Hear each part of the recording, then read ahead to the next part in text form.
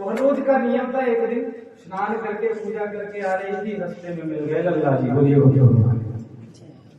और कहने लगे देवियों इस तरह से जल में स्नान न किया करो, क्योंकि गोपियां निर्वस्त्र नदी के जल में स्नान करती थी। तो पहला कारण गोपियों को शिक्षा देने के लिए कि ऐसे तीर्थ स्थान पर किसी भी सरोवर के ऊपर स्नान करना अपराध होता है, आपको वस्त्र सहित स्नान करना चाहिए। बोले गोविंद भगवान की।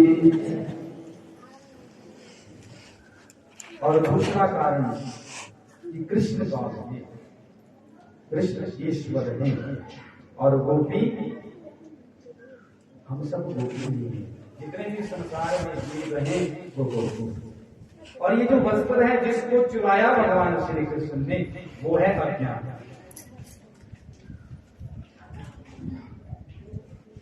जब गोपी रूपी जीव इस संसार के बीच में वस्त्र रूपी अज्ञान के अधीन हो जाता है, तो भगवान जीव के इस अज्ञान को छुड़ाने का प्रयास करते हैं। बोलिए गोविंद भगवान। और इस लीला को लोग ऐसे तो कहते हैं कि कोई स्त्री नहा रही हो उसके वस्त्र उठाना, ये धार्मिक व्यक्ति का कार्य नहीं है, तो अपराध है, पाप है, पापाचार है।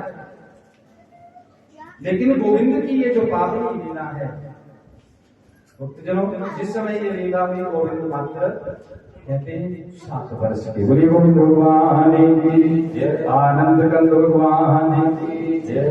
7 वर्ष की आयु की अंदर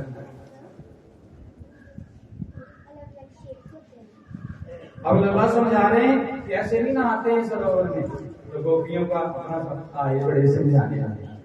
हमें सब पता है कैसे स्नान करते हैं, घर में आगे दूसरे दिन जाते हैं, लल्ला जान गए, ऐसे नहीं मानेंगे, बहुत समझाना ही पड़ेगा। बोले गोविंद भगवान की। अब स्नान करने के महाराज और कन्हैया ने लीला की पूरे वस्त्र लिए कदम से बांध दिया, उसमें कदम की ओर चले। अब गोपियां कृष्ण नाम गुणगान करते हुए स्नान करती हैं, पूजन के लिए बाहर आने लगी तो महाराज वस्त्र किनारे पर नहीं। ध्यान से नजर लगाई तो देखा कदम से बंधे हुए हैं, और गोपियां कदम की तरफ देख रही हैं। कन्हैया भी उन वस्त्रों की ओट में, डालियों की ओट में रही, और गोपियां कहने लगी श्याम सुंदर वेदास्यम करवाम प्रबोधितम देहि वासांसि धर्मज्ञ नुचेद राज्य ध्रुवामहे। हे श्याम सुंदर, हमारे वस्त्र दे दो, हम आपकी सेविकाएं हैं, दासियां हैं, हम आपसे प्रार्थना करती हैं। तो कन्हैया कहने लगे ये कदमों पर क्या मांग रही है, वस्त्र कहाँ है वस्त्र? ये जो कदम से बंधे हुए, लल्ला कहने लगे ये तो कदम पर बड़े बड़े फूल खिले हैं, वस्त्र कपड़े कहाँ, यहाँ कुछ नहीं है। बोले गोविंद भगवान। अरे लल्ला देव दिखाई दे रहे हैं।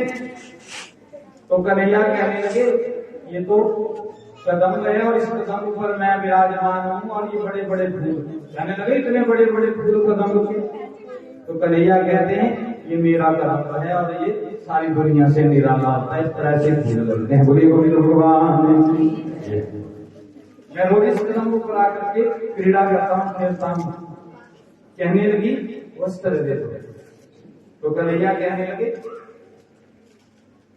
आप उसमें आओ और वस्त्र ले जाओ। गोपियों ने प्रार्थना की। कहते हैं गोविंद ने गोपियों के अज्ञान का हरण किया, गोपियों ने वस्त्र मांगे, दे दिए।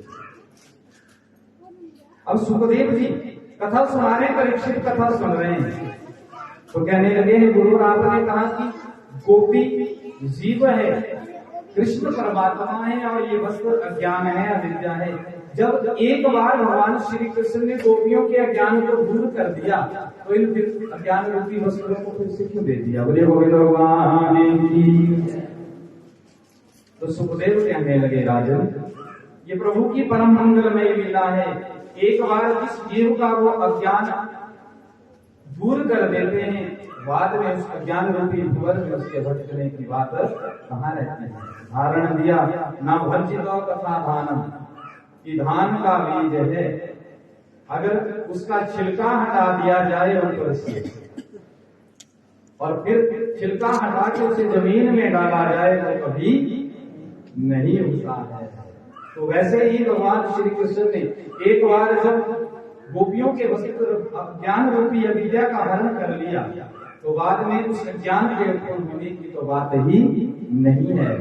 और सुखदेव जी कहने लगे राजन, ये अज्ञान रूपी ही भाव जो है जीव और परमात्मा के बीच में है। उदाहरण दिया, देखिए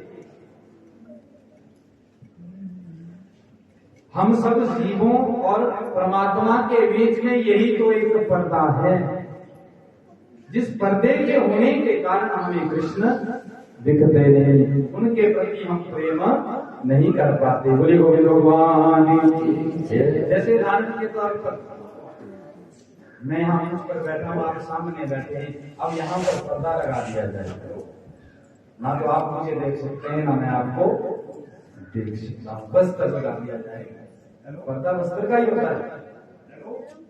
तो इसी तरह से ये अज्ञान रूपी वस्त्र जो है जीव और परमात्मा के बीच में होता है। जब इस अज्ञान रूपी आवरण में हम ज्यादा गिरे रहते हैं, जब तक ये दूर नहीं होता है तब तक हमें प्रभु के दर्शन कृपा नहीं मिलती है। गोपियों के अज्ञान को दूर करने के लिए, उनके विशुद्ध प्रेम की दर्श करने के लिए ही गोविंद ने ये पावनी लीला की है। बोलिए भगवान।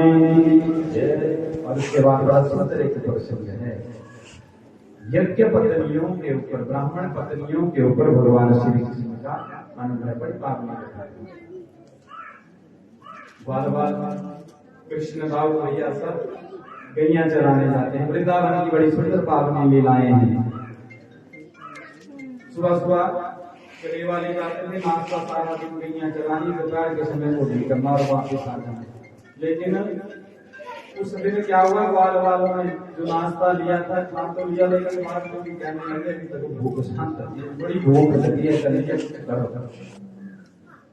श्री कृष्ण और बलराम ने वृक्ष के नीचे बैठ गए, दाऊ भैया एक वट वृक्ष का आश्रय लिया और कन्हैया कहने लगे, इस वन के बीच में ना दूर कोने में ब्राह्मण रहते हैं अपनी पत्नियों सहित, और इस वन में वो तप साधना करते हैं, यज्ञ हवन करते रहते हैं, और जाओ वहाँ हर समय हवन यज्ञ पूजा पाठ चली रहती है, कोई ना कोई प्रसाद जरूर मिल जाएगा। बोलिए गोविंद भगवान। अब बाल गोपाल महाराज कृष्ण ने आज्ञा दी और चल पड़े और पहुंच गए। पंडित जी हवन करने बैठे थे, सभी ब्राह्मण हवन आहुतियां दे रहे हैं, मंत्र जाप कर रहे हैं।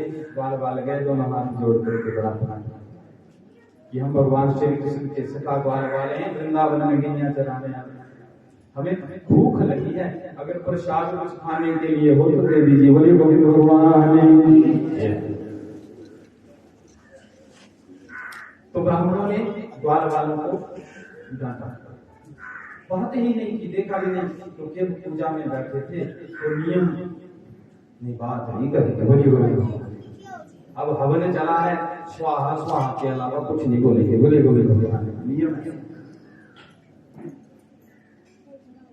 बार बार प्रार्थना कर रहे हैं, पूछ रहे हैं, लेकिन बात तक नहीं की और वापिस आ गए। कन्हैया के पास आए तो चेहरा वैसे उदास सा। बोलिए गोविंद भगवान की। खाना पूछने लगे, क्यों प्रसाद मिला, हुई भोजन की व्यवस्था की नहीं मिली, कहाँ हुई महाराज, बात तक नहीं की। बोलिए गोविंद भगवान। पंडित जी तो पूजा में लगे हुए, देखा तक नहीं हमारी तरफ, प्रसाद देना तो दूर था, भोजन की व्यवस्था कहाँ हुई। तो कन्हैया कहने लगे, आपने न जाने में थोड़ी गलती कर दी, थोड़ा सा और आगे चले जाते तो वहां पर उन ब्राह्मणों की पत्नियां भी रहती हैं जो यज्ञ कर रहे हैं, और माताओं के पास जाते तो खाली नहीं आते। बोलिए गोविंद भगवान। कन्हैया कहने लगे, माताओं के पास जाना था, क्योंकि माताओं के हृदय में कोमल और करुणा अधिक होती है। और कथा भी बड़ी अद्भुत है। देखिए उत्तम कथा के बीच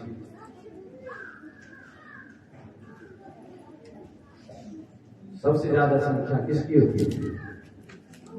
देवियों की। भगवान की माताओं की 70% माताएं हैं और 30% बुजुर्ग होते हैं।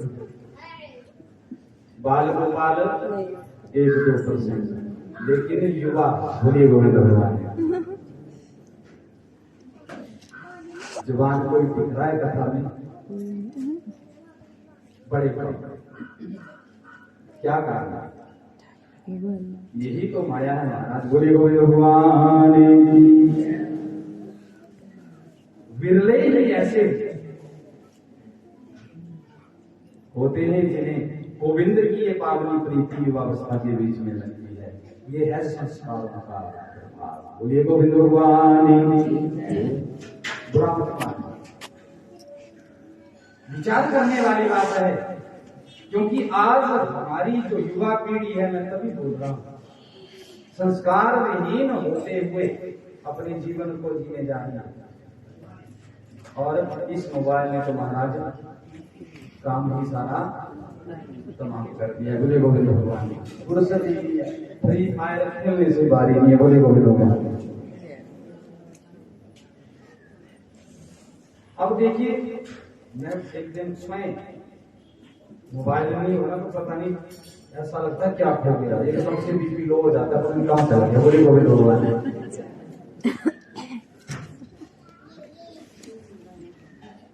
कई बार मैं पूजा में बैठा होता हूँ तो रह जाता है, और बाइक लगा के पहुंच जाते हैं, होते हैं पता नहीं कहाँ है, तो देखना एकदम से घबराहट हो जाती है।